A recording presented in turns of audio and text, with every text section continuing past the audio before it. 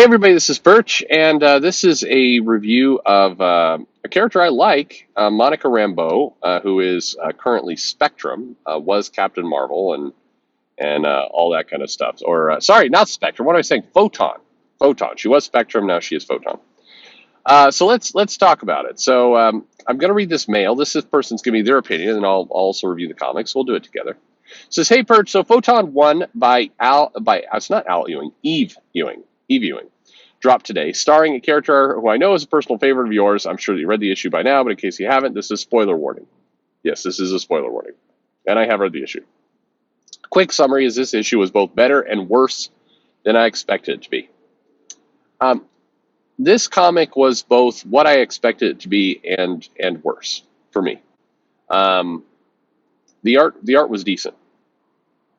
Okay, back to the mail. That was my comment. Sorry, I'm good. Let me read the mail. I'm not going to make this confusing. The issue starts with food because, of course, it does. Monica buys a bodega, a bacon, egg, and cheese because Eve Ewing wanted to make it obvious that you keep saying Al Ewing, but it was Eve, that she's not American and doesn't really have a good grasp on slang. This is funny as I'm correcting your mail. Then we go to a scene with an old lady fangirling out for Monica in a cute scene, ignoring the weird part where the guy said to wait to get a selfie with all the Avengers because that makes sense. Monica walks into Doctor Strange's house, and that annoyed me, but then I realized we're long past the days of getting into Strange's sanctum uninvited was a nigh impossible task. It's like getting upset at Super Skrull jobbing out in a fight. I should just expect it by now. Monica gives Strange a MacGuffin that definitely won't be important later on. Apparently, Sword wanted Strange to have it. Isn't Abigail Brand evil with galactic aspirations in Ewing's book now?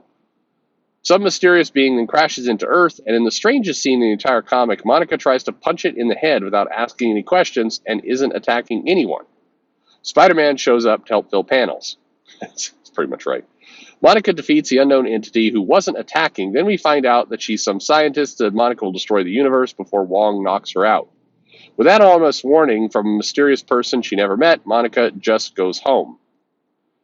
She did, well, yeah, anyway.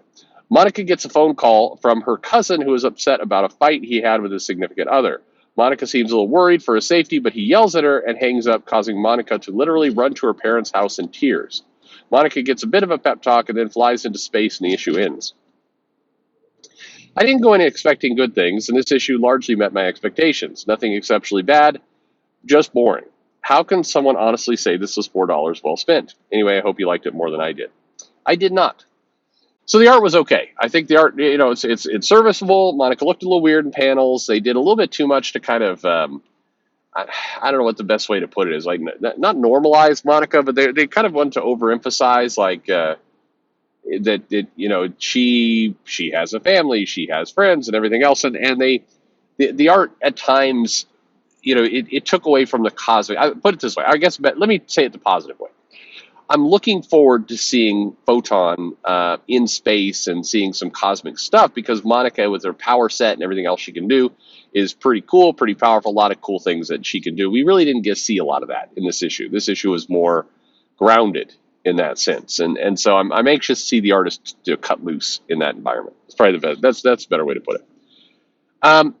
The writing was, I've defended Eve Ewing in the past. I think that Eve Ewing is better than a lot of the critics. The big complaint was she hadn't done much in comics and she was handed a comic book. That's not fair. But her Champion stuff was okay. Her Ironheart was way better than Bendis's was. I don't think she's been that bad. This is probably the low point for me of comics. And you might say, well, it's just because Perch likes this character and so he's more particular about it. I mean, maybe. But there's parts of this story that are just kind of bizarre. Spider-Man does swing in for the scene. Monica starts, giving him orders. Spider-Man then's like, wait, why you giving me orders, lady? And she's like, yeah, I don't know why I'm doing that. It's like it's very clunky dialogue. You read it and you're like, what the fuck? It's odd for a lot of reasons. And considering Spider-Man has a tether to Monica Rambeau's origin. It's weirdly like, I mean, the comic is meant to kind of showcase that she's a leader. If it's trying to lean into kind of some of her insecurities that she had during Next Wave and some of the other comics she's been in, it doesn't do that very well at all. but it just comes across as odd. Her interactions with other heroes, Doctor Strange, comes across as odd. The weird dismissal of her relationship. I mean, the last time we saw her, she was with Blue Marvel. They were in a relationship together. In this comic, in one panel, her mom's like, "Hey, you should go see that doctor you've been dating." She's like, "Oh, ick, no, I'm not dating him anymore." You're like, "Hang on, what? How wait, you built up this couple? Why? Like, it is just poof dismissed. Why?"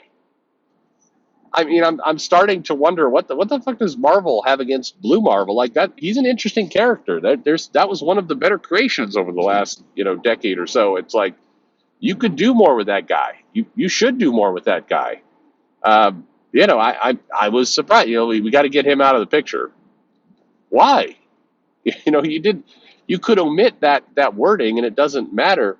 I don't know. The comic swings from, look, this is the most powerful tough girl in comics, to hey, she has a phone call she doesn't like and she goes to her dad for support. Like it I don't know. It again, the writing is goofy bad. Yeah, it is weird that she leaps into action and immediately starts punching the alien. It is, she comes across as, unfortunately, and I hate that it plays into this kind of the YouTube stereotype, but it does. This comic is, character is, has to be complimented by everybody. Acts erratically, just starts punching things. Despite that, still called a hero. Everybody is patting her on the back throughout the entire comic, but then also, she's vulnerable. She cries over something that does not seem like it's remotely at the level of a significant problem, but okay. And then it's like, I punched this person who said I'm going to destroy the entire universe. Fuck it, I'm going off into space. I'm just flying away. That's what I'm going to do. The character comes off. It's not unlikable. Just not a hero. The character comes across as, and again, the sad part is Monica Rambeau, and the reason I like that character, go look up the Avengers run she's in. There's a brief moment, the letter mentioned it, where this old lady is kind of fangirling over Monica. Like, "Oh, you're my favorite Avenger. You are Captain Marvel." And it feels like this is somebody talking for the internet. This is the true Captain Marvel, not that Carol bitch. It's you. Which is, I mean, granted, there is a contingent that says that. I don't really care about the name. You had, original Captain Marvel, and then you've had other, had Monica Captain Marvel, and you've had other Captain. You have lots of Captain Marvel. So at this point, I'm not hung up on the name like other people are. There's definitely people who are, the original one is the only Captain Marvel. I mean, we burned that bridge down a long time ago. But Monica, the character Monica Rambeau, is a good character, and we saw huge growth. She was trying to recover kind of what she could do. She then kind of evolved into the leader of the Avengers. She overcame her insecurities. There was a lot of really cool aspects to the character, and this comic kind of erases all of those. She is pretty one dimensional. She is just, again, she just told you're amazing. You're a hero. You're great. You bark orders to multiple other, heroes. They happen to be men, but again, this is the problem. This comic feeds into the complaints you see on the internet. I think the complaints, the YouTube videos talking about how characters are wrecked and all that kind of stuff, I think they're often exaggerated. I don't think all characters being written that way. I don't think it's as bad as people think.